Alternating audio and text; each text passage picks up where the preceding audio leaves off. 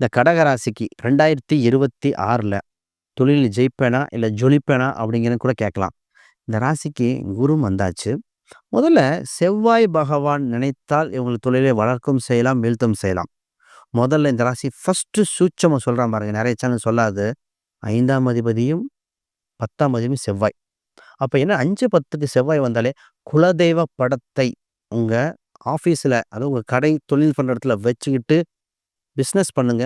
முதல் வெற்றி. 5ஆம் இடம் வந்து குழந்தை. அப்ப முருகரை குழந்தை வடிவத்தில் இருக்கிற அதுல அங்க அனுஷம் வச்சிருக்கு. அனுஷம்னா தாமரை. தாமரை முருகன் ஒரு படம் விக்கிது. இப்ப ரீசென்ட்டா. அந்த படத்த குடுத்து நான் அப்லிஃப்ட் பண்ணது நெறைய ஒரு புரொடியூசர். மிகப்பெரிய படம் லாக் ஆயிருச்சு. அந்த படம் இப்ப டேட்டுக்கு வரப்போகுது இப்ப. ஜனவரி மாசம். எத்தன வருஷம் எடுத்த படம். அப்ப இது ஒண்ணுமே இல்ல. அவரு ஆஃபீஸ்ல குழந்தை முருகர் படம் வச்சார். தாமரை முருகர். அந்த படம் வச்சதுக்கு அப்படியே சொல்றேன். எப்போ டக்கு டக்குன்னு புரொடியூசர் கிடைச்சு, தியேட்டர் கிடைச்சுங்கிறார். அப்ப இத பண்ணிக்கணும் நிச்சயமாக. இந்த வருஷங்க வாய்ப்புகள் அதிகமாக இருக்கு. புது தொழில் பண்ணலாமா? அது ஆல்ரெடி எந்த வருஷம் தொழில் பண்ணீங்களோ அதத்தான் பண்ணணும். தெரியாததுல இன்வால்வ் ஆகக்கூடாது. தெரிந்த விஷயத்த பண்ணணும். சார் பிசினஸ் வேலைய விட்டுட்டு சர்ச் பண்றானா? வேண்டாம்.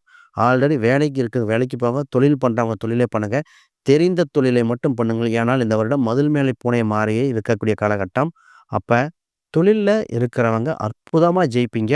இந்த பரிகாரம் மட்டும் பண்ணிக்கங்க. ஜெயிச்சுட்டு நீங்களே இந்த சேனல்ல கமெண்ட் பண்ணுவீங்க.